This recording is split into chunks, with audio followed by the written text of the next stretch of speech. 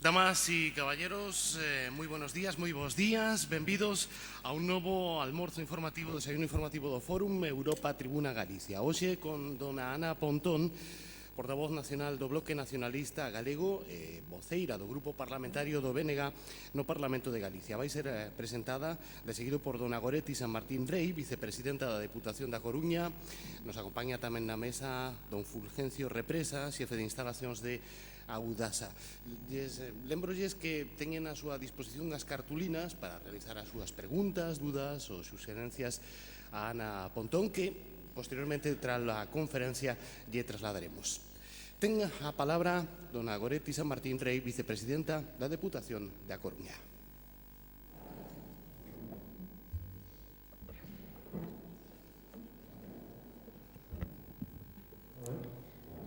Bo día, amigas e amigos.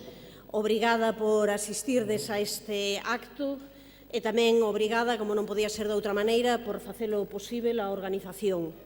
Ter espazos para debater, para intercambiar opinións, para coñecer de primeira man as propostas de referentes públicos é un compromiso que agradecemos moi sinceramente, é un compromiso moi necesario no noso país. Eu o que quero é devolver o poder á xente para que sexa quen comece a escribir unha nova páxina para este país.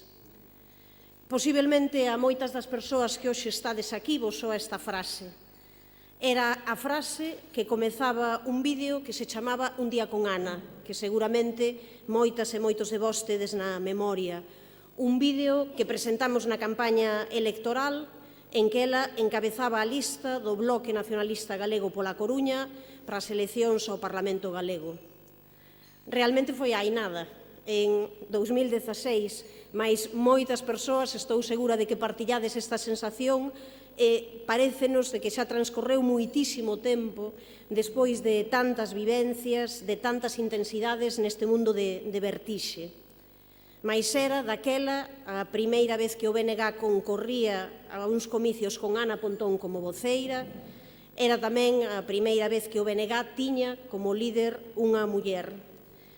E foron aqueles momentos cando o conxunto da poboación, o conxunto da sociedade galega, non só a militancia do BNG, quero deixalo claro, cando o conxunto da poboación foi consciente de que se fixera algo que levaba moito tempo xestándose e cociñándose lentamente. Un proxecto con que nos identificamos e en que participamos moitas persoas porque foi un labor moito máis colectivo do que individual. Nesas semanas prodúcese definitivamente un relevo xeracional no nacionalismo galego, unha mudanza que estaba latente, que estaba por vir, que estábamos a agardar. E ao mesmo tempo irrompe tamén con forza, e así o sentimos, o protagonismo político das mulleres no compromiso con Galiza. O máis relevante deste período é que esta profunda renovación vai alén da organización en que militamos, sobarda os límites do BNG para ilusionar e transmitir confianza a moitas e moi diferentes persoas, implicando diferentes sectores da sociedade que ollan con simpatía o nacionalismo.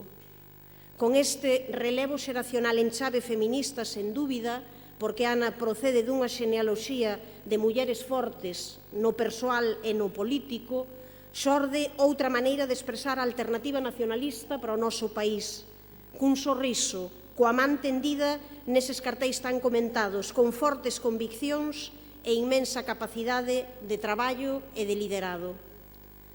Aquela peza audiovisual titulábase Un día con Ana, e con ela queríamos destacar a enerxía e a capacidade desta muller que traballa en equipo, que colle as rendas con convencemento, que tece complicidades, que escoita a súa contorna e, sobre todo, que nos convida a responsabilizarnos e pelexar polo noso futuro e a avanzar.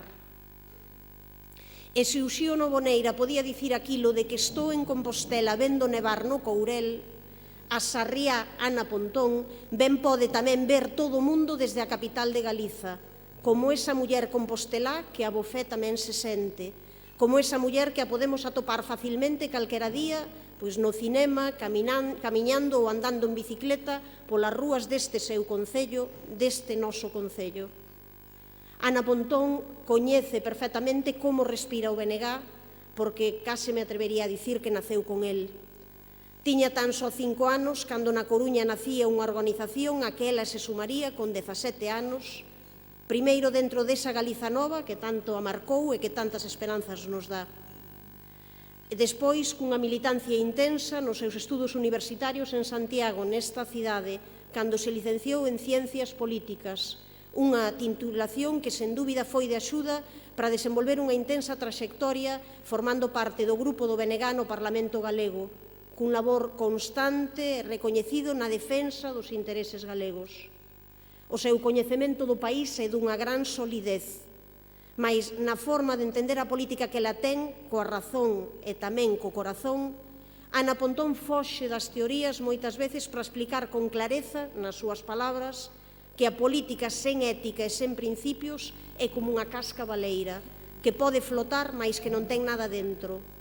Temos que recuperar o sentido da política que ten que servir para darlle solucións á xente que vive aquí. E é neste sentido, con toda a capacidade de enfrontar directamente a realidade, que o seu discurso nos fala de blindar os dereitos sociais, de garantir a vivenda digna e emprego de calidade, de normalizar a nosa lingua e a nosa cultura, de defender outra política para o monte, de traballar arreo pola igualdade, todos e cada un dos días do ano, tamén hoxe, que xa pasou o 25 de novembro, e tamén mañá, que xa pasou o 25 de novembro, e tamén pasado mañá.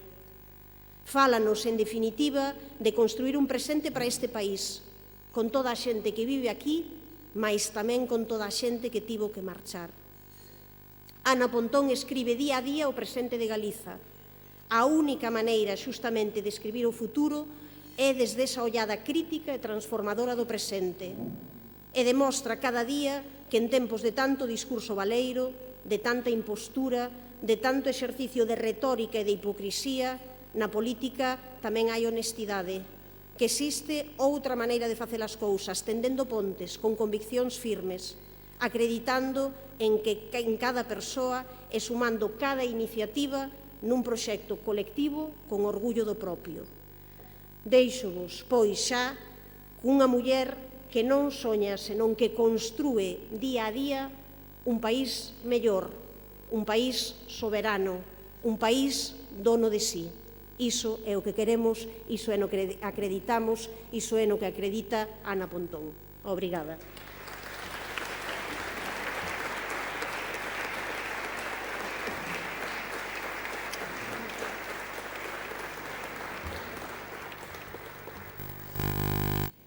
Moi bo día a todos e a todas. Decía Mario Benedetti que 5 minutos bastan para soñar toda unha vida, así de relativo é o tempo. Eu sinto decirlles que a poesía e a política moitas veces pois non van na man e que, polo tanto, vou roubarlles algúns minutos máis para falarlles de soños, de ilusión, de proxectos compartidos. E permítame que antes de entrar na miña intervención pois formule 3 agradecementos. En primeiro lugar, ao Fórum Europa por este convite. En segundo lugar, a Goretti San Martín, moitísimas grazas por esa agarimosa presentación. E, en terceiro lugar, pois un agradecemento a todas e a todos vostedes pola súa presenza hoxe neste acto. Teño que decir que é todo un reto falar ante unha representación tan nutrida da sociedade galega. Aquí hai representantes das asociacións de entidades sociais, do mundo da cultura, sindicais, económicas e algunhas autoridades a quen agradezo moito hoxe a súa presenza, como ao presidente do Parlamento, ao portavoz do Grupo Socialista, ao alcalde de Santiago de Compostela e tamén ao portavoz do BNG nesta cidade. Moitas grazas a todos e a todas por acompañarnos hoxe neste almorzo. Vai 25 anos, Carlos Mella afirmaba nun dos seus libros, A Galicia Posible, que un dos graves defectos do pobo galego como colectivo social é a súa reacción ante o futuro. No canto de responsabilizarse, que imos facer, prefire preguntarse, que vai pasar? Concordemos ou non con esta visión, o certo é que estamos nun momento de optar por responder a primeira pregunta, é dicir, que imos facer? E temos o reto de provocar o que no cine os guionistas denominan un xiro de guión, é dicir, un inesperado cambio de rumbo na situación descrita ou no final previsible. E propóñolles a todos e a todas vostedes que fagamos ese xiro de guión abandonando uns discursos que son nocivos, ademais de estar moi adulterados, que reiteran en presentarnos a Galiza como frágil e dependente, como un país que non é capaz de valerse por sí propio. E eu propóñolles que pola contra damos ese xiro cun discurso novo que aposte por confiar nas nosas propias forzas e capacidades, por reforzar o sentimento colectivo de autoestima, afianzar o apego á nosa lingua, á nosa cultura e apostar por unha Galiza que ten todo por gañar se tomamos decisións valentes e audaces. Porque, e estou segura que concordarán conmigo, agardar sentadas a ver que pasa nunca pode ser unha alternativa. Non pode selo nunca, pero menos cando temos o diagnóstico máis preocupante que pode ter un país.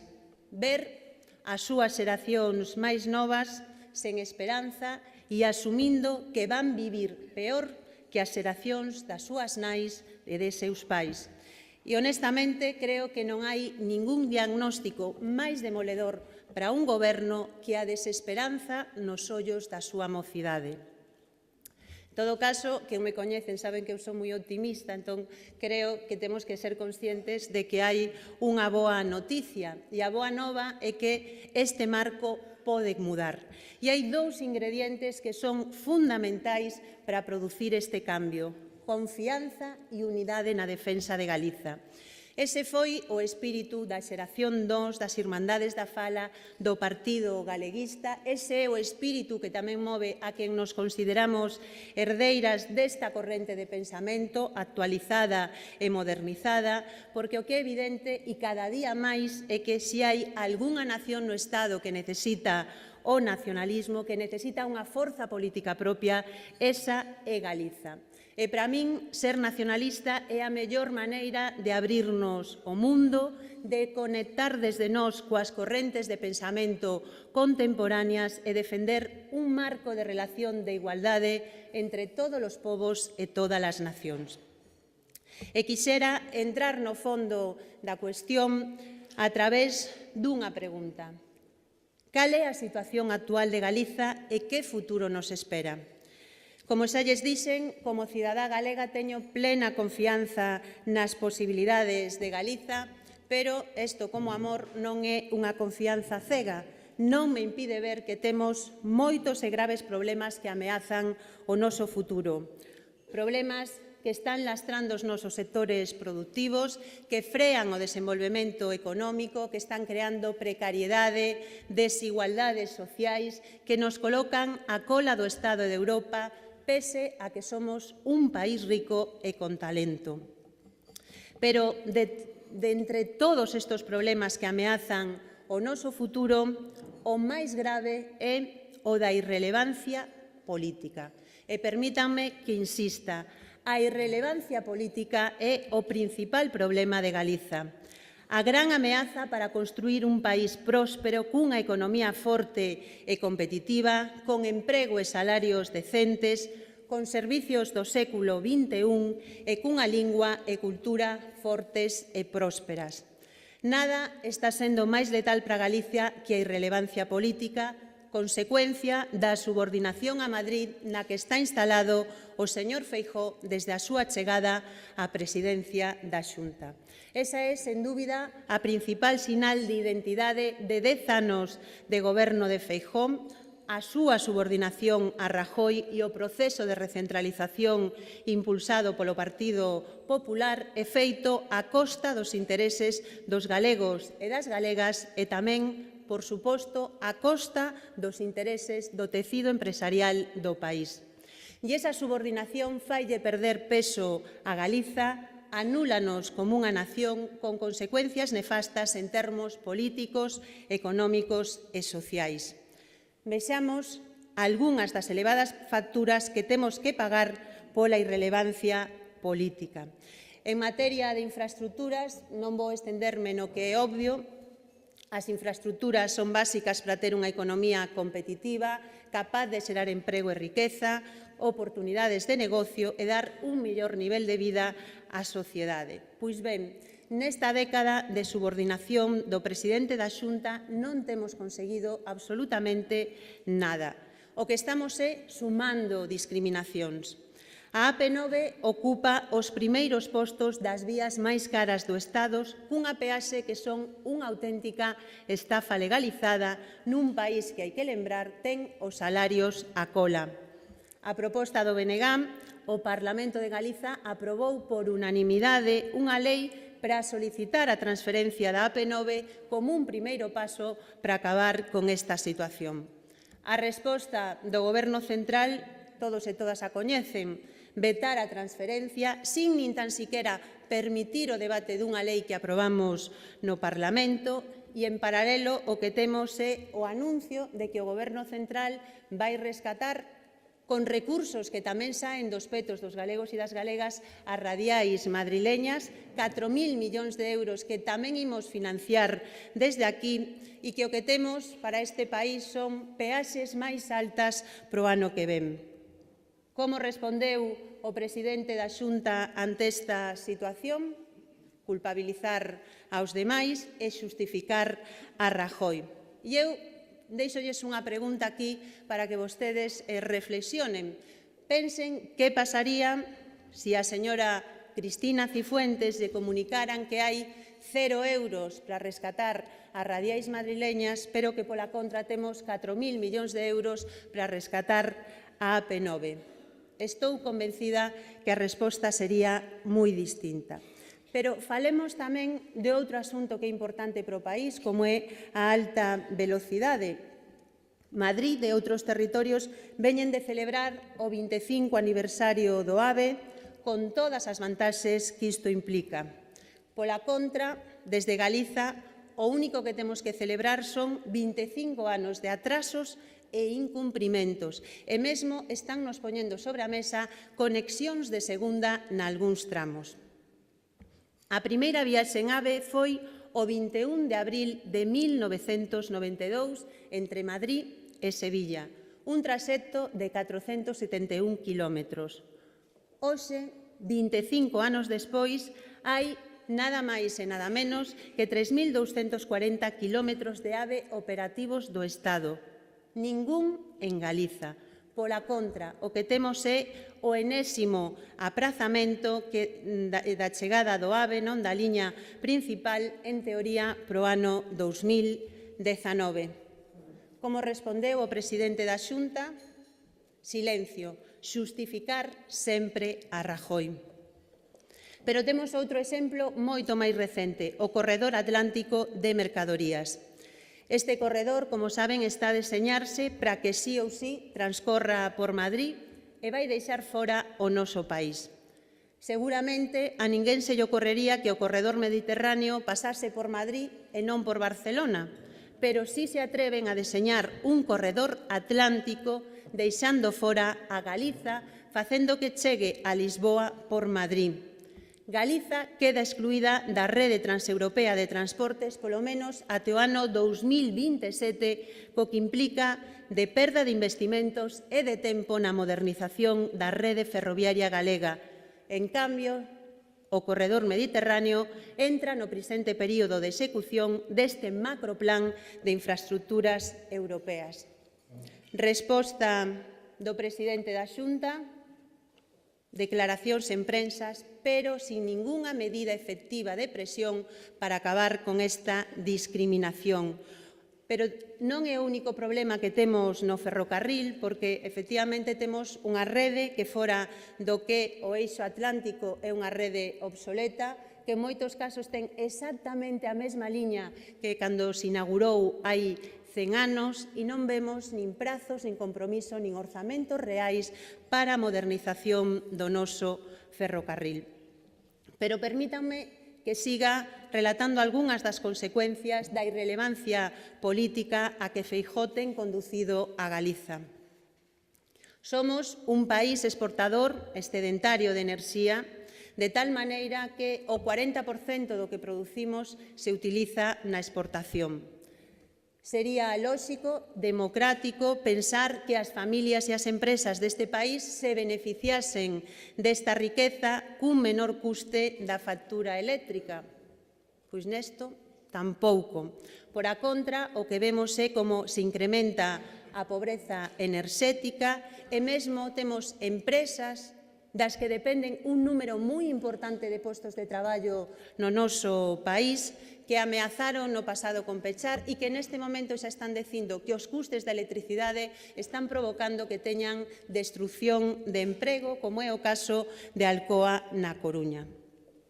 E cal é a resposta do presidente? Pois defender un sistema tarifario centralizado e inxusto que só beneficia as grandes eléctricas e veta unha tarifa propia para o noso país, unha tarifa diferenciada que, por certo, existen noutros lugares, que nos permitiría compensar unha débeda histórica que o Estado español ten con Galiza pola súa especialización na produción de electricidade, porque isto tivo un custe moi elevado e ten un custe moi elevado en termos ambientais, pero tamén significaría poñer ao servizo do país unha vantaxe competitiva que temos como é producir electricidade e poder suministrala a un prezo máis baixo. Por certo, en Euskadi o seu goberno negociou unha tarifa vasca para as grandes empresas que xa lles está permitindo aforrar 50 millóns de euros cada ano e, por lo tanto, está lle dando maior competitividade ao seu tecido empresarial. Pero, evidentemente, a factura que nos pasa a crecente falta de peso político de Galiza vai moito máis alá das infraestructuras e afecta a outros elementos que son claves como financiamento, e cando falamos de financiamento estamos falando de cantos recursos imos ter para atender a nosa sanidade, para mellorar a educación deste país que é vital para enfrentarnos aos retos que temos de futuro, ou como queremos atender os servizos sociais, en definitiva, aspectos centrais para a vida das persoas. Pois ben, en apenas unha década, e por decisións políticas e económicas aos nosos intereses, Galiza vai perdendo peso no ámbito financeiro e no ámbito económico. Vemos, por exemplo, como se finiquitaron as caixas de aforro e se liquidou unha entidade bancaria con 2 séculos de antigüedade, deixando polo camiño unha nova estafa a miles de aforradores e aforradoras e millóns de euros en rescates á banca e menos emprego no noso país. Pero vemos que isto non pasou en todas partes. Euskadi e Cataluña mantiveron as súas entidades financeiras propias, conscientes da importancia que isto ten para o seu tecido económico e empresarial. En Galiza, o Goberno non fixo nada salvo xustificar as decisións que se tomaron en Madrid a través do FROB de vender a fume de carozo e a prezo de saldo as antigas caixas de aforro. As consecuencias para Galiza, pois cada ano hai unha media de uns 15.000 millóns de euros de aforro dos galegos e galegas que emigran para financiar investimentos noutros territorios, mentres as familias e as empresas seguen a ter enormes dificultades para acceder a créditos en condicións razonables.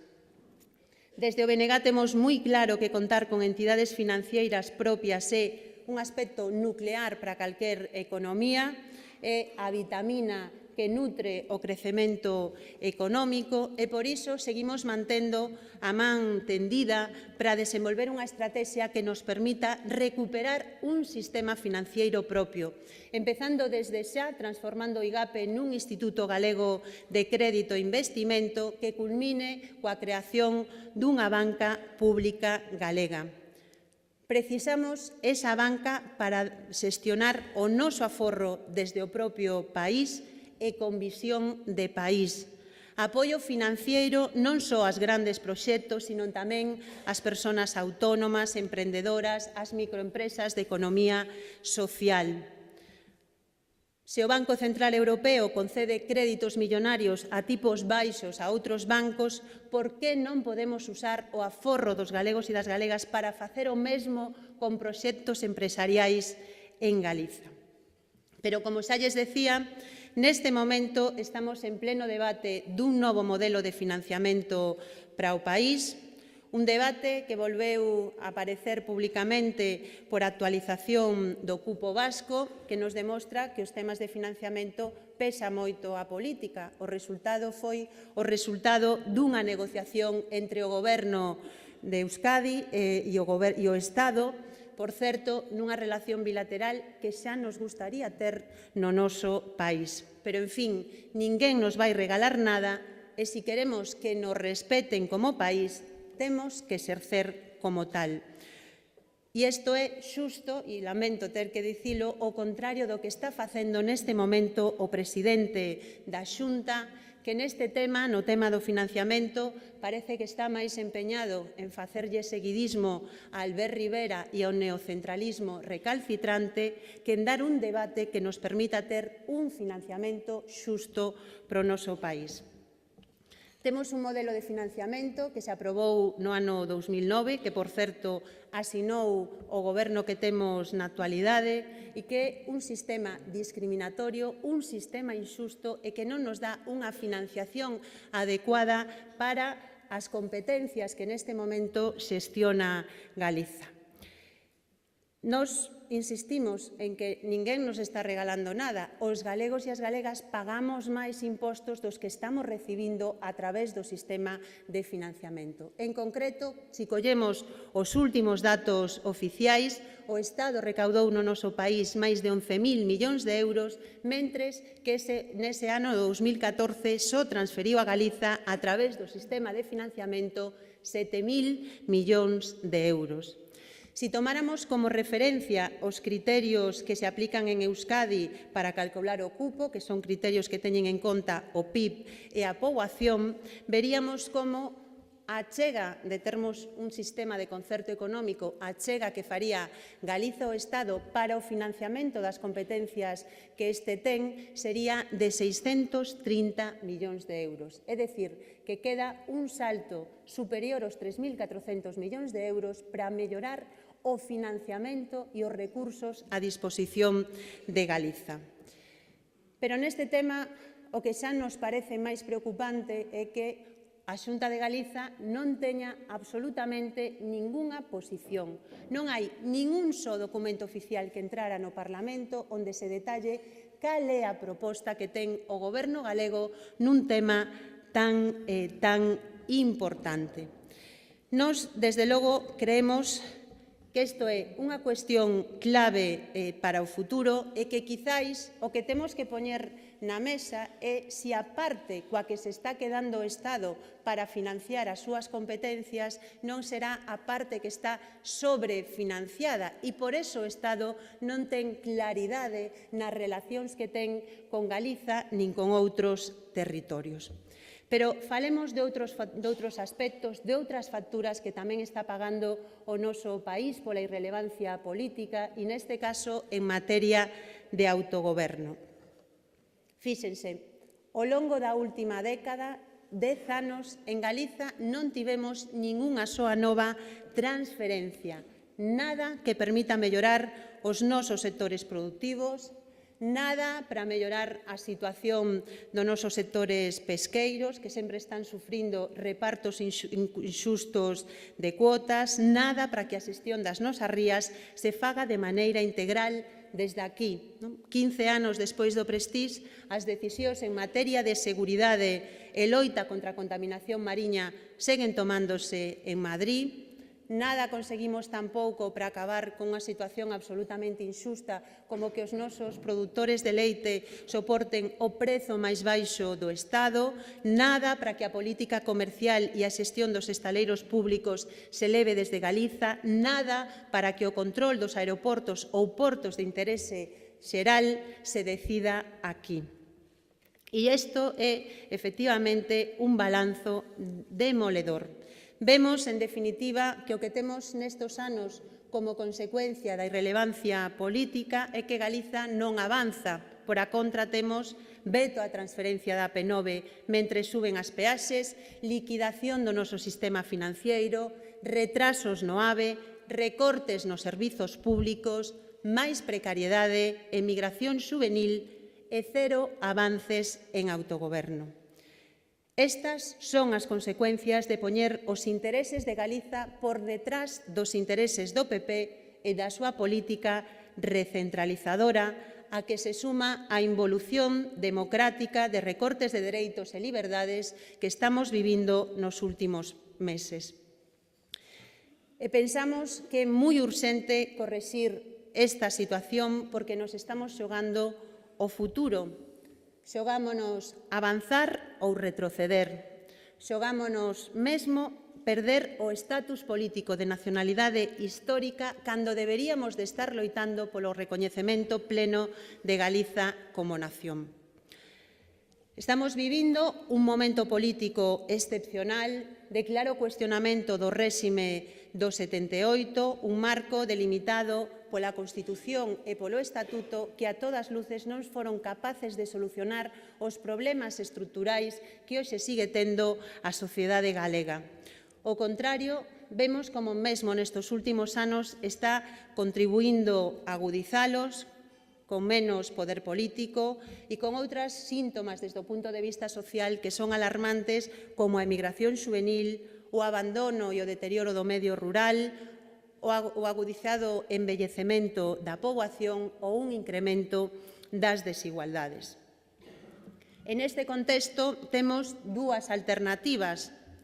A primeira é a do señor Feijóo, que condena a Galiza a ser unha mera espectadora dos cambios, perdendo o tren ao que outros territorios se van subir para avanzar e prosperar.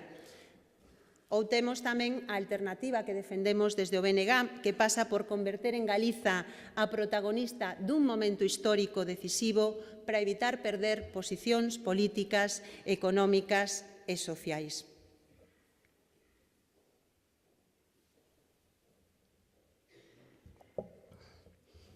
E a pregunta que quero facer ou que quero formular é moi clara. Nós queremos coller o tren ou queremos quedarnos varados na estación vendo como outros avanzan. A reflexión que queremos facer é moi clara. Se perdemos o tren das nacións, perdemos a posibilidade de avanzar, perdemos as ferramentas que nos permitan tomar as nosas propias decisións como nación, como pobo, en función dos nosos intereses para nós e desde nós como galegos e galegas. Se deixamos pasar este tren, outros van decidir por nós desde Madrid ou desde Bruselas e a experiencia o que nos ensina é que cando outros deciden por nós, normalmente saímos perdendo. E eu, non sei vostedes, pero penso que chegou o momento de deixar que decidan por nós, o momento de parar esa situación na que outros deciden por nós en contra nós. E para evitalo, o BNG ten posto sobre a mesa propostas de país coa man tendida a todas as forzas políticas, económicas e sociais precisamente nos dous grandes temas que están sobre a mesa, financiamento e modelo de Estado. E vou explicar ambos dun xeito conciso. En relación ao sistema de financiamento, a proposta do Bloque é moi clara. Nos defendemos para Galiza un modelo de concerto económico similar ao que xa teñen Euskadi e Navarra para superar a discriminación actual na que estamos recibindo moito menos do que aportamos. O obxectivo é que Galiza xestione o 100% dos seus recursos, de todos os nosos impostos, establecer as nosas prioridades de gastos e investimentos e logo facer contas co Estado aportando o que nos corresponda para contribuir ao pago dos servizos comuns e en concepto de solidaridade. En definitiva, o que queremos é darlle a volta á situación e quitarlle a chave dos nosos recursos a Montoro para poñela en mans dos galegos e das galegas a través do seu goberno. Este novo modelo incluiría unha facenda e creemos que tamén é necesaria unha aposta por unha banca pública galega, a primeira para poñer en marcha unha fiscalidade xusta para particulares e empresas, basada nun principio básico que pague máis quen máis ten e acabar cunha fiscalidade que beneficia o IBEX 35, pero non as familias e o tecido empresarial galego. Non se pode permitir que pequenas e medianas empresas tributen o 25% de media, mentres que as grandes empresas transnacionais, multinacionais, acaban pagando un 5%. É injusto e insostible. En relación á banca, é incomprensible que a mesma banca privada que rescatamos poñendo sobre a mesa 60.000 millóns de euros de fondos públicos sexa quen non cumpre a súa función de financiar as familias e as empresas. Unha entidade pública permitiría que o crédito fluíse para aqueles proxectos viables e interesantes estratéxicamente para este país. En definitiva, a nosa proposta pasa por un concerto económico para Galiza que xestione o 100% dos nosos recursos e contribúa, en todo caso, cun cupo anual á Caixa do Estado. Evidentemente, para defender esta proposta hai que confiar nas posibilidades do propio país e parte dunha convicción de que somos capaces de valernos por nós mesmos e desterrar esa falsa idea de que Galiza é un país pobre que só pode sosterse grazas á solidaridade do Estado. Normalmente, ninguén regala nada e a situación que temos é justamente a inversa. É o Estado quen se queda cunha parte sustancial dos recursos. E, por último, e en relación ao outro gran debate, o modelo territorial e cambio institucional, a proposta política do BNG tamén está definida e chámase bases democráticas. Estas bases son unha proposta política para avanzar en soberanía, en autogoberno real de Galiza, partindo do noso recoñecemento como unha nación e camiñar cara a unha democracia avanzada e con dereitos reais. Unha proposta para iniciar un debate sereo con todas as forzas políticas, económicas, sociais, para definirmos un novo estatus institucional que supere os traxes estreitos da Constitución e do Estatuto. O sea, hai aquí representantes do mundo empresarial, eu estou convencida de que ningunha empresa se xestiona hoxe como hai 40 anos, nin aceptarían ese marco, non? Pareceríalles un absoluto disparate e mesmo lles parecería un suicidio. E eu creo que temos que reflexionar por que non facemos ese mesmo razonamento para a realidade que hoxe ten Galiza.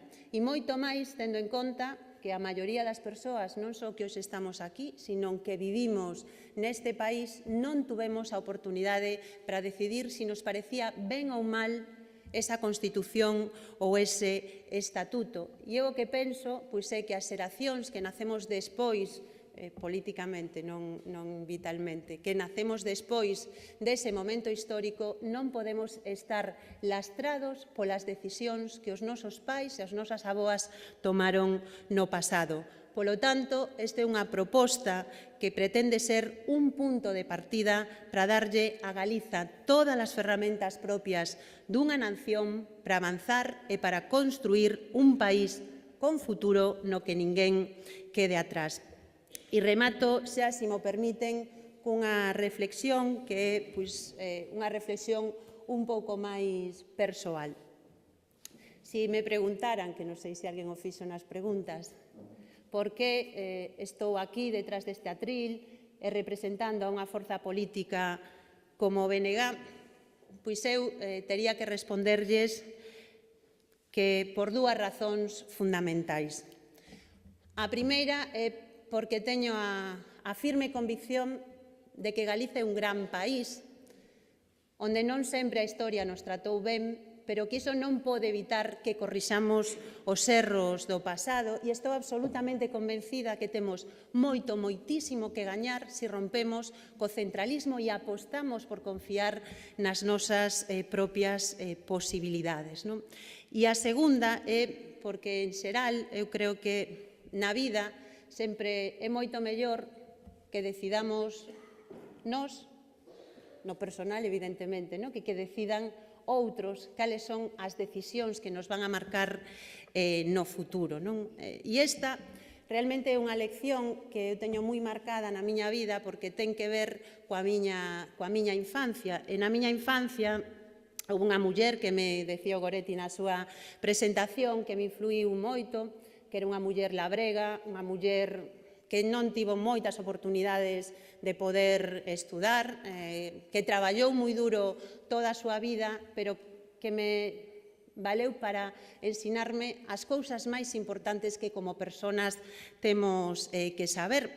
E entre esas ensinanzas desta muller que na miña avoa, que se chamaba Carme, pois era, primeiro sempre, non, que hai que respetar as mulleres, non? Ensinoume a ver ese doble traballo que facían as mulleres, falou de como o seu traballo non se valoraba, se invisibilizaba, do que significaba, non, por o tanto, as mulleres na sociedade, non, e a necesidade da igualdade, de respetar o seu traballo, os seus saberes, pero se algo me deixou sempre moi claro e mo marcou moitísimo era que na vida o máis importante para unha muller era non depender nunca de ninguén. Ser independente era o máis importante polo que eu podía traballar. E esta é unha lección que me acompañou toda a miña vida e que creo que non nos vale só para o personal, tamén nos vale para o político. Sempre moito mellor non depender de ninguén e ter capacidade para tomar desde nós e para nós as decisións que máis nos conveñan, porque isto significa igualdade e non subordinación. E creo que este é o grande reto que temos como país. Moitísimas grazas pola súa atención.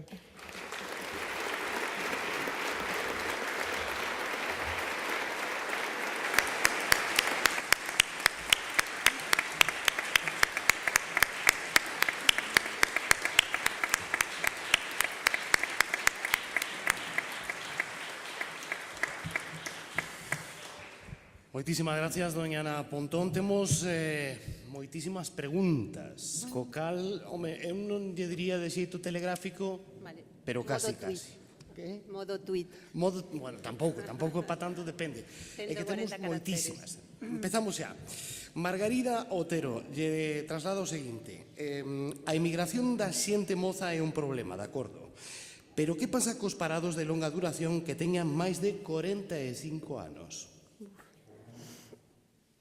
Creo que é unha cuestión moi importante porque, primeiro, efectivamente, para este país a emigración é un grave problema e creo que nun país embellecido moitísimo máis e o certo é que hoxe temos outro problema que é unha parte moi importante de persoas que perderon o seu emprego durante a crise e que agora están nunha idade na que teñen moitas dificultades de inserción laboral. Aí hai un problema máis de fondo que a capacidade que pode ter o noso tecido empresarial para xerar máis emprego e creo que non se está facendo todo o que se debera e logo é evidente que nese ámbito se necesitarían programas específicos para incentivos á contratación e medidas específicas de inserción para ese colectivo que eu entendo que está nunha situación moi grave e que mesmo hai outro problema como é o feito de que moitos deles e delas perderon as súas prestacións e que, por o tanto, aí o risco de pobreza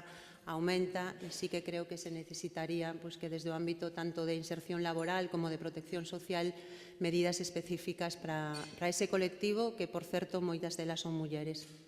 Máis preguntas. Elvira Cienfuegos, gratuidade da autopista AP9 sí, pero que vantaxe tería a súa transferencia á Xunta de Galicia?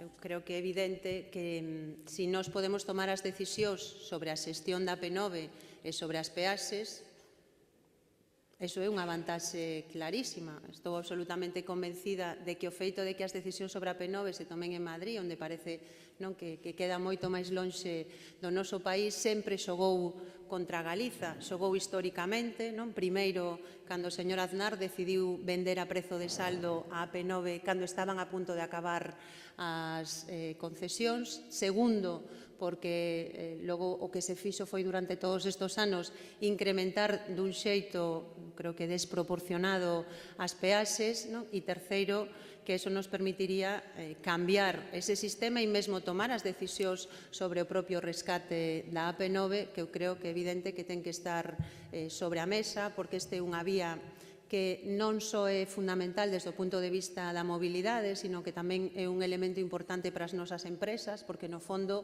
os produtos que circulan por AP9 están pagando un imposto á circulación.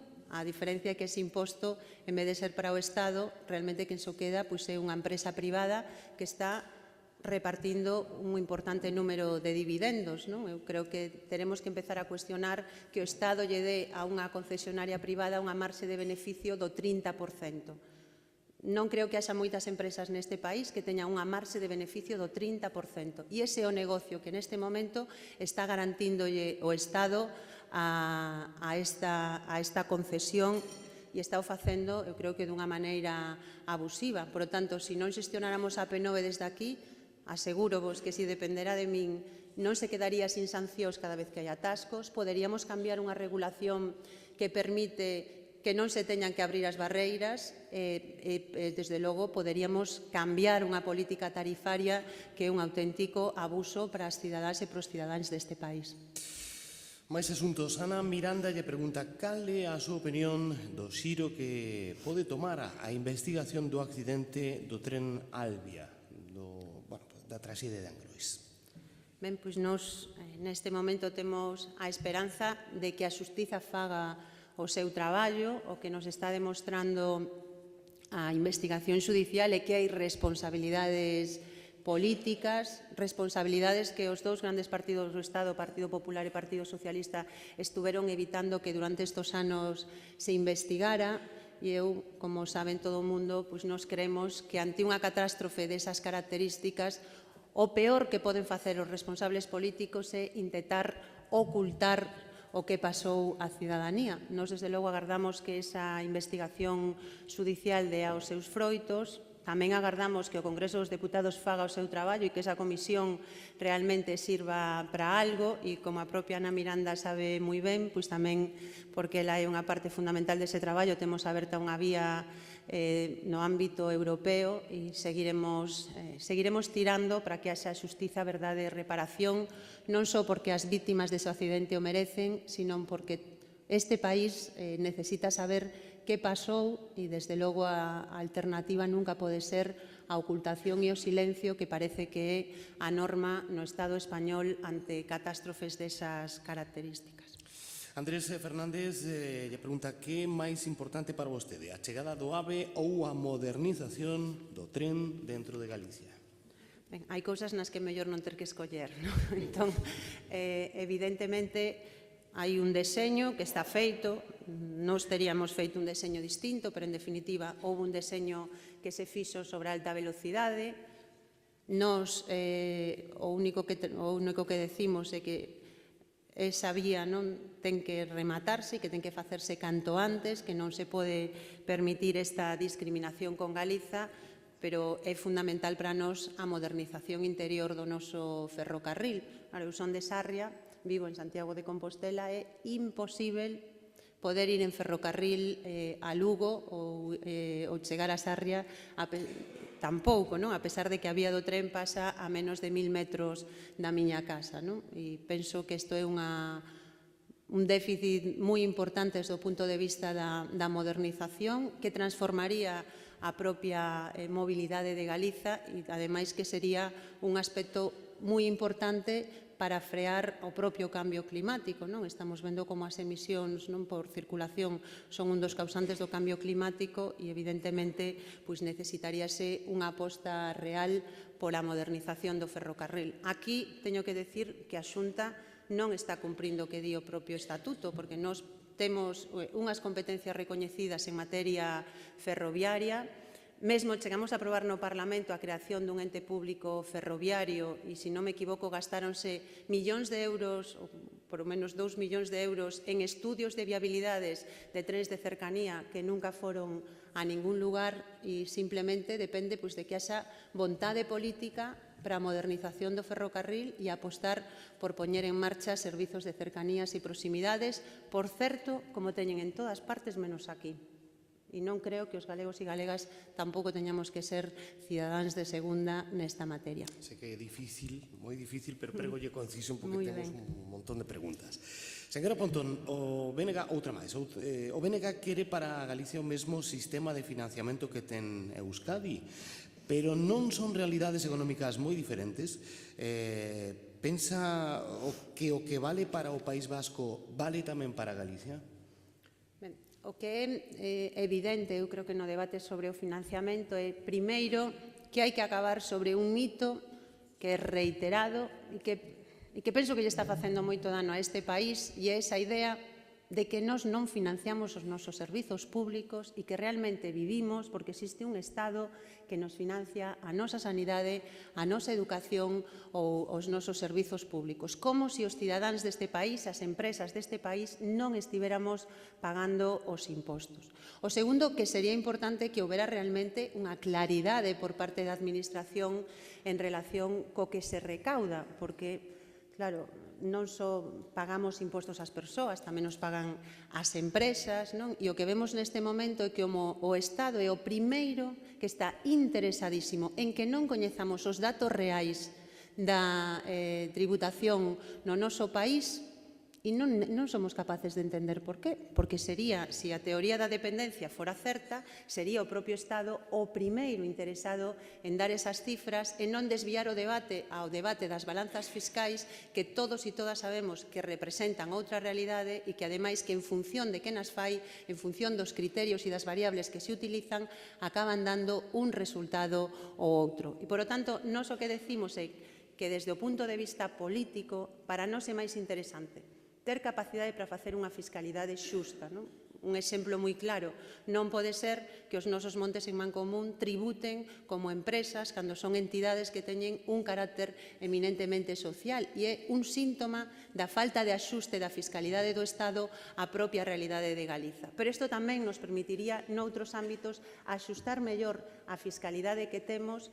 Sería un mecanismo importante para loitar contra a fraude fiscal e, sobre todo, permitiríanos que decidíramos desde aquí como queremos utilizar os nosos recursos. Porque hoxe o certo é que hai unha parte moi importante dos recursos que veñen condicionados por como o Estado decide que os queremos gastar ou non. E eu creo que somos unha sociedade o suficientemente madura como para poder establecer as nosas prioridades de gasto sin tutelas de ningún tipo. Desde logo, eu que non son do Partido Popular, non creo que o señor Montoro este máis capacitado, non, que o conselleiro de Economía para poder definir prioridades de gasto. Nos seguramente teremos outras, estou absolutamente convencida, pero creemos que o debate non pode vir xa tan encorsetado porque é un auténtico sensentido, non? E, por o tanto, o que é evidente que temos un sistema insuficiente, un sistema no que Galiza foi perdendo peso, que temos infrafinanciadas as competencias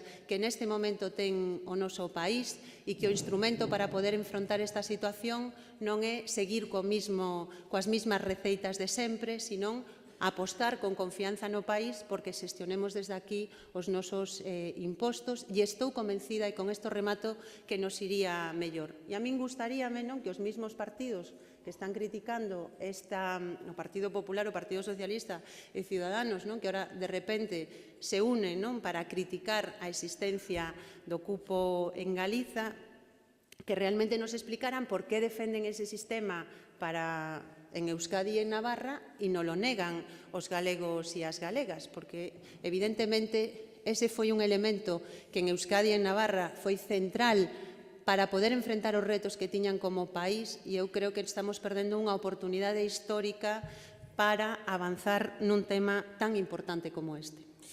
Insisto na concisión.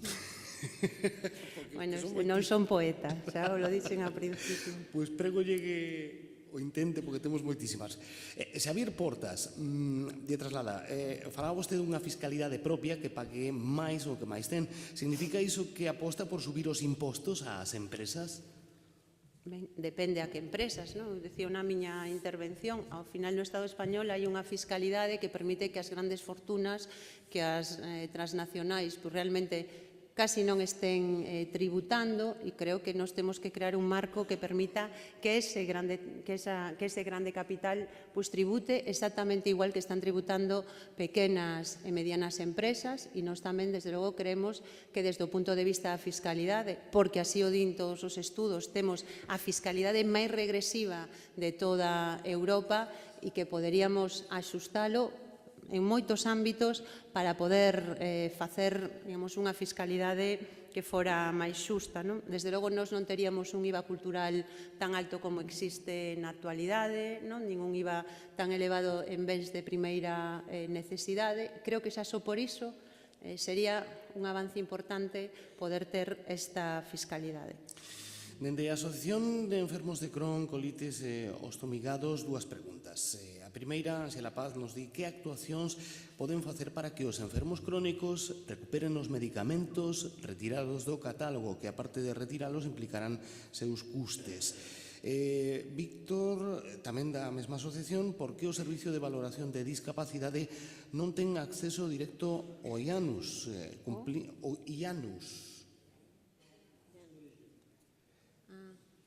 A historia clínica. A historia clínica, entendo, verdade? Cumplindo ou dificultando a limitación a estes doentes? Ben, pois eu creo que non só para os pacientes de Crohn, que a máis coñezo ben esa enfermidade, digamos, por cuestións persoais, sino tamén para outras doenzas, estamos no momento de recuperar todos os dereitos perdidos e, por lo tanto, que todas esas restriccións de gasto, esas restriccións, esos recortes que se fixeron en materia sanitaria, que se eliminen neste momento en que se está pregoando a saída da crise. E, bueno, o que podo comprometerme con estas persoas é que podemos agora, ao remate deste acto, ter un encontro e plantearemos esta cuestión no Parlamento de Galiza. En todo caso, isto reforza a posición de que nos necesitamos ter maior capacidade para poder decidir sobre aqueles aspectos que inciden na vida das persoas, porque os recortes en materia sanitaria, moitos deles viñeron impostos polo Goberno central, e nós o que queremos é un marco onde podamos atender as necesidades, por exemplo, das persoas enfermas de Crohn, sin restriccións e sin os corsés que neste momento nos está impoñendo o Estado e o Goberno central. Rosa Valcárcel, le pregunta, é vostede a alternativa a Alberto Núñez Feijóo? Ben, iso van ter que decidilo os cidadás e as cidadás deste país votando. Eu o que podo decir é que nós traballamos todos os días con moita humildade, pero con moita convicción na defensa deste país, e estamos traballando para que dentro de 3 anos poidamos ter unha presidenta en Galiza, que creo que sería unha gran noticia para todos e para todas. Manuel Rodiño é bombeiro forestal. Ella pregunta, visto o que pasou no proceso catalán, non pensa que é contraproducente para as forzas políticas nacionalistas o que pasa en Cataluña? Ben, o que me parece é que as leccións que nos deixa o proceso catalán é, primeiro, que o Estado ten un problema democrático moi grave, porque non acepta algo tan básico como que un pobo, os seus cidadáns, poidan decidir, que ademais está utilizando este debate para continuar con todo o recorte de liberdades e dereitos que levamos sufrindo durante os últimos anos, e que hai unha escalada que é moi, eu creo que é moi perigosa, desde o punto de vista mesmo da defensa do marco que xa temos, porque se fixe unha aplicación do artigo 155 absolutamente abusiva. Moitos xuristas están dicindo que mesmo inconstitucional, e que se lle está dando unha carta blanca ao Goberno central para que faga e desfaga o seu antollo, pasando por riba mesmo do que podamos decidir aquí. Se un goberno toma decisións que non lle interesan ao Goberno central, porque son contrarias ás súas posicións políticas, a carta blanca que lle deron o PSOE e Ciudadanos ao Partido Popular vai a permitir que poda intervir as propias autonomías. Eu creo que iso é un retroceso sin precedentes e un perigo xusto nun momento no que o que nos están dicindo desde o Partido Popular é que o seu obxectivo é recentralizar cada vez máis o Estado, E temos experiencia neste país para saber que a recentralización sempre foi nefasta para os nosos intereses e que a nós o que máis nos interesa e o que máis nos beneficia é realmente ter ámbitos de decisión como país e, polo tanto, eu a lectura que fago é que hai que defender os dereitos, que os cidadáns teñen dereito a poder decidir o seu futuro en liberdade e que é moi triste que existindo antecedentes, o Estado podía ter optado por unha vía, eu creo que razonable, como a que representa Gran Bretaña, que si recoñece o dereito a decidir das súas nacións, pois o Estado español preferiu instalarse na vía turca. Non creo que eso sexa ningunha boa decisión para ningún cidadán, nin para ningún demócrata, porque este é un problema fundamentalmente de democracia.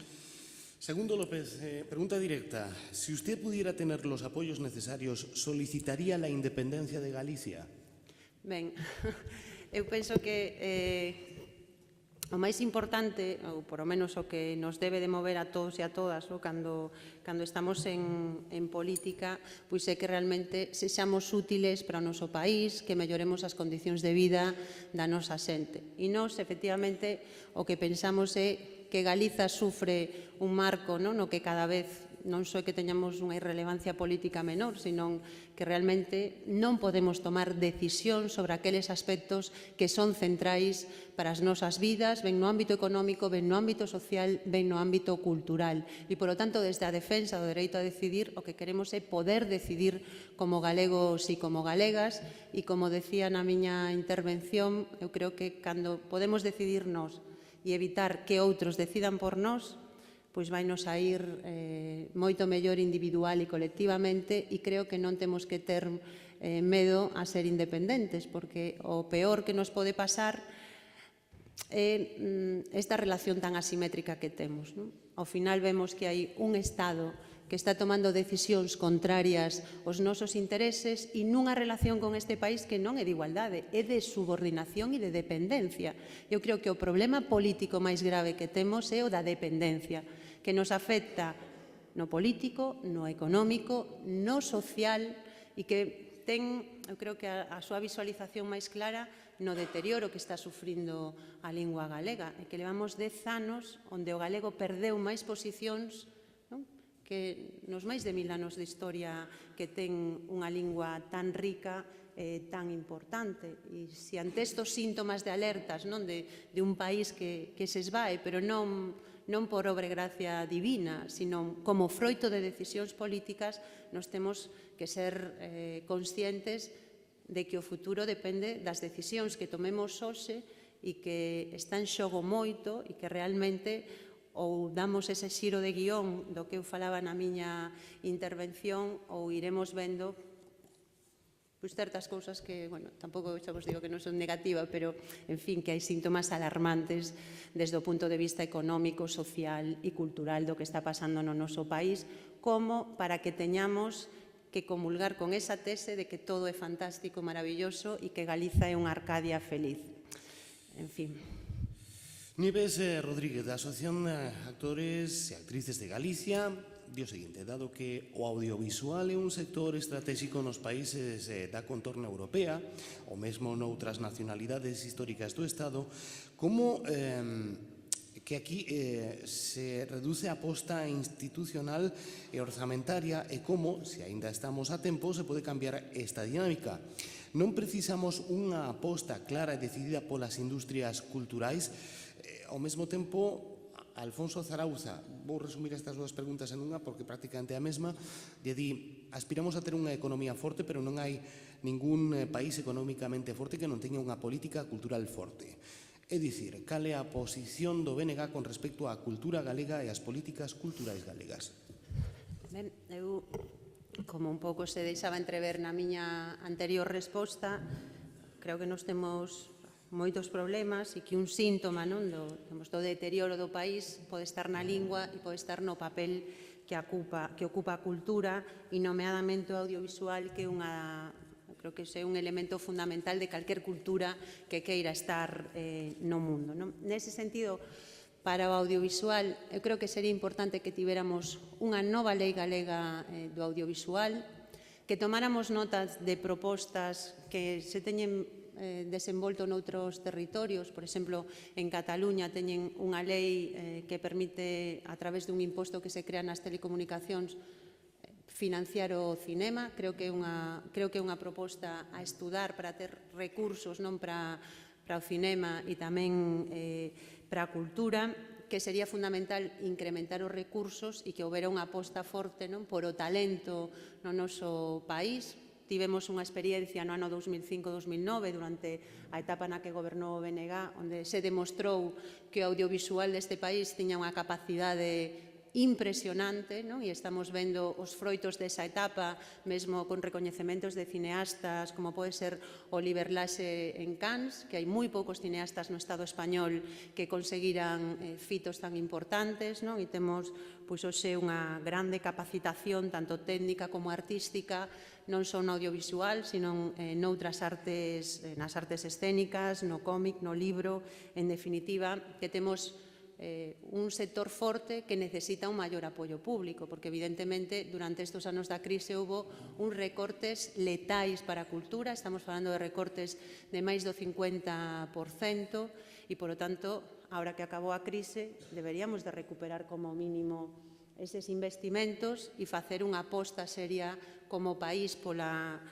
cultura, porque eu estou moi de acordo co que di Alfonso Zarauza. O mellor non sei se exactamente na mesma dimensión, pero sí que creo que o estado de saúde da nosa cultura e da nosa lingua estános dicindo cal é o estado de saúde do país desde o punto de vista económico e social, non? E quen non queira entender isto, bueno, pois non é capaz de analizar nin de ler o que se está facendo neste momento e, por lo tanto, isto para nós sí que é unha cuestión estratégica como país. Concha Otero, vicepresidenta de Sarela Dano Cerebral, le pregunta que faría para recuperar todos os dereitos que se foron perdendo en discapacidade.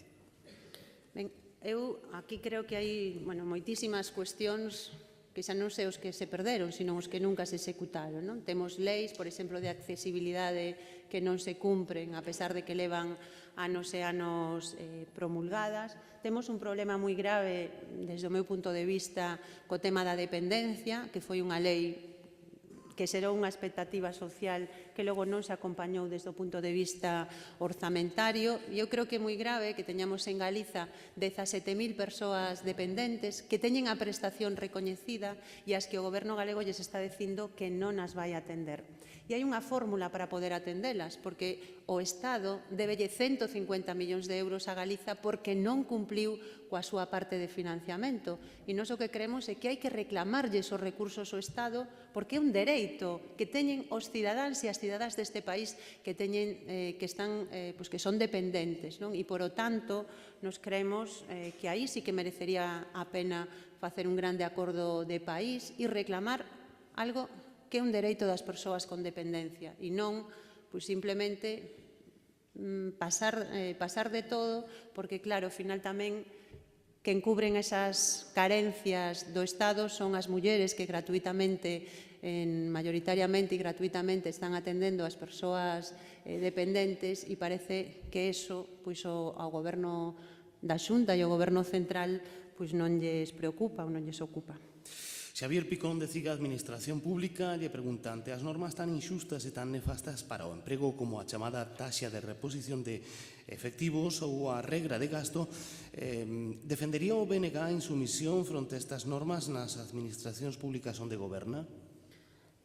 Ben, nos en algúns lugares xa nos saltamos algunhas das restriccións, non, desde o punto de vista dos recortes en salarios aos traballadores e traballadoras públicos, porque era viable e era posible facelo, e porque, desde logo, pensamos que cando hai decisións que son un abuso, que van en contra dos cidadáns e dos nosos intereses, tampouco temos que acatar silenciosamente calquera decisión. Creo que estamos nun momento no que o que urxe é recuperar todo o emprego público que se destruiu, e, ademais, recuperar calidade, porque o certo é que durante estes anos de crise económica o que vimos é como se foron precarizando tamén as condicións do traballo público, e iso non deixa de ser o nivel non? Detrás desa precarización do emprego público ven a precarización de todos os traballadores e traballadoras.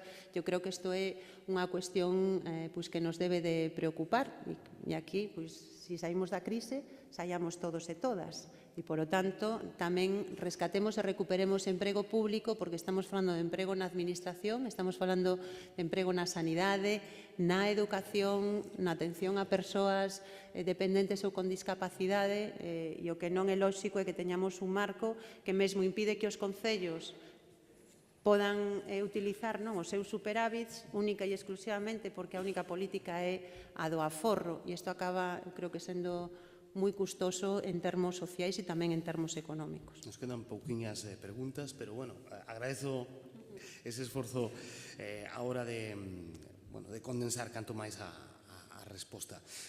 Diego López González, dende a Cámara Oficial Mineira de Galicia, cal é a postura sobre a iniciativa europea de materias primas para garantir o abastecemento precisamente de materias primas minerais para a industria, construcción e enerxía mediante o fomento do aproveitamento dos recursos naturais mineiros europeos?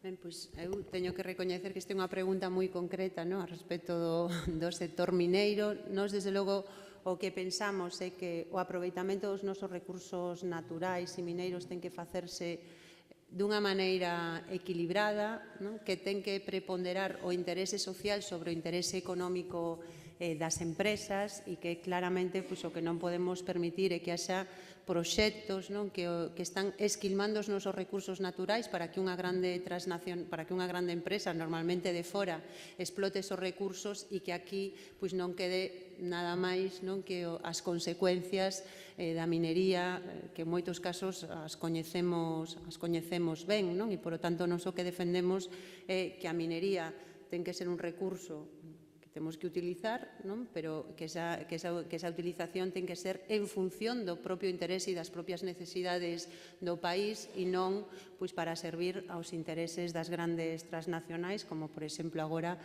no caso da mina de Touro, que nos creemos que é un proxecto que non ten ningún sentido porque vai a ter un impacto moi forte no territorio, mesmo pode hipotecar a actividade nas rías e que, efectivamente, o interese xeral non ten que ser o interese da transnacional, senón o de Galiza.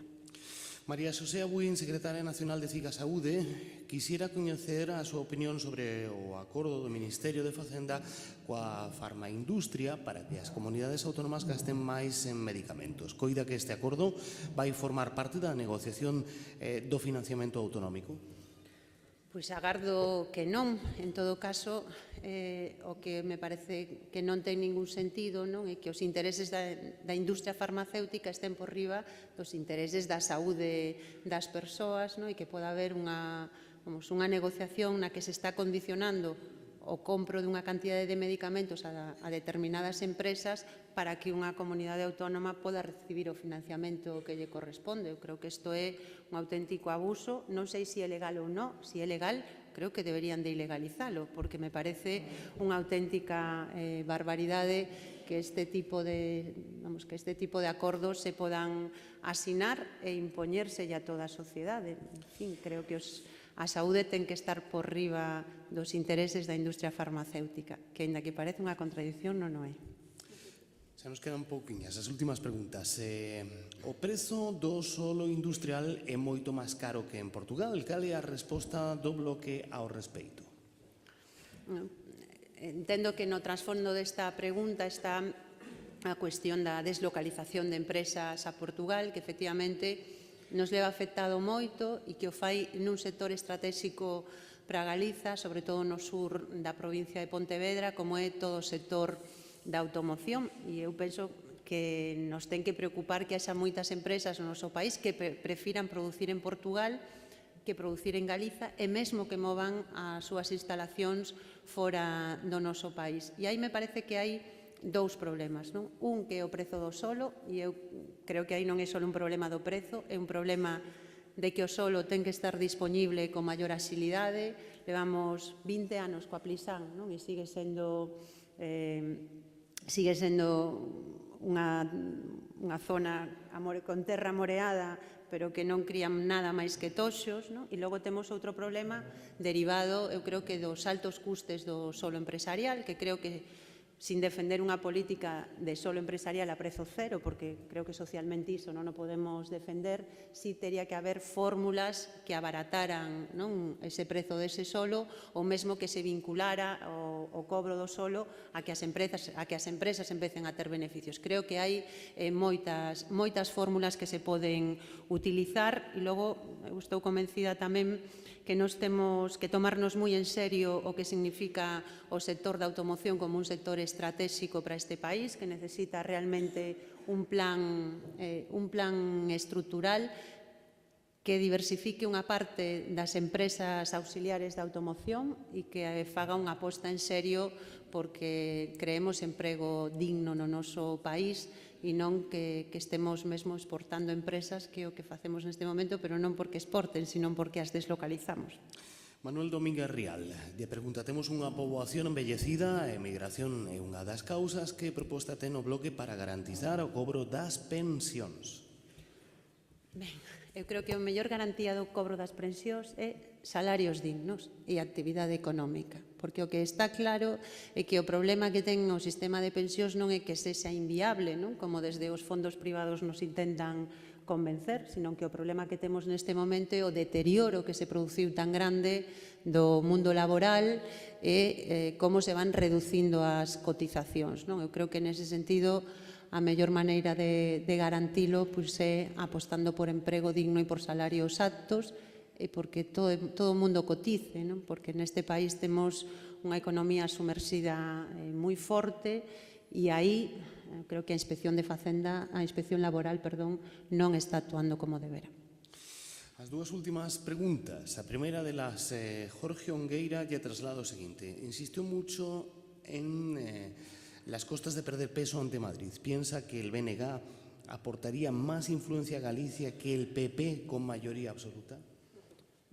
O que digo é que cada quen ten que sacar as súas conclusións, pero a última maioría absoluta de Alberto Núñez Feijóo serviunos para que nos retrasen o AVE, para que nos recorten as inversións do Estado, para que se impida mesmo o debate dunha lei como é o da transferencia da AP9 a Galiza, quedar excluídos do corredor atlántico.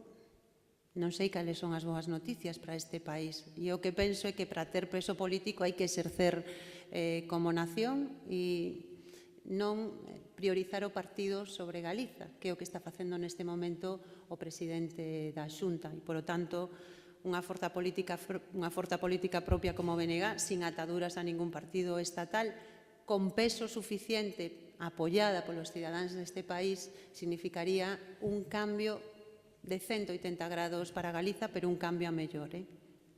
Agradezo moito o esforzo de concisión de todas as preguntas. Vamos coa última xa. Fernando Lacasi, da Confederación das AMPAs Galegas. Cal é a proposta do Bloque en canto á necesidade dunha lei galega de educación?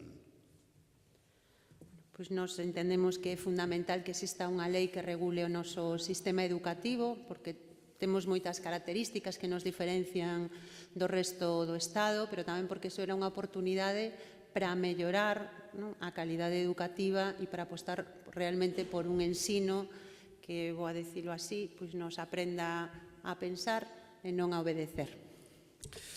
Doña Ana Pontón, portavoz nacional do BNG, moitísimas gracias. Bueno, moitísimas gracias a todos e a todas e sobre todo por as preguntas e a paciencia que vos vexo a esta hora ainda sentado. Foi unha honra poder estar aquí e, bueno, agardo que para todos e todas vostedes fora tan proveitoso como foi para min. Moitísimas grazas. Tamén agradecemos a doña Goretti San Martín, vicepresidenta da Deputación da Coruña, a súa presencia, e pecha o acto don Fulgencio Represa, xefe de instalacións de Audasa. Hola, buenos días a todos. En nombre de Autopistas del Atlántico e Itinere, que han patrocinado este acto, queremos agradecerle su presencia en el mismo, su asistencia al mismo. También queremos agradecer a Goretti San Martín la presentación de Ana Pontón, portavoz nacional del Bloque Nacionalista Galego, y finalmente, por supuesto, agradecer a Ana Pontón por la presentación que nos ha realizado, en la que ha destacado los principales problemas de Galicia desde el punto de vista del Bloque Nacionalista Gallego. Nada, muchísimas gracias por su presencia y hasta la próxima. Gracias.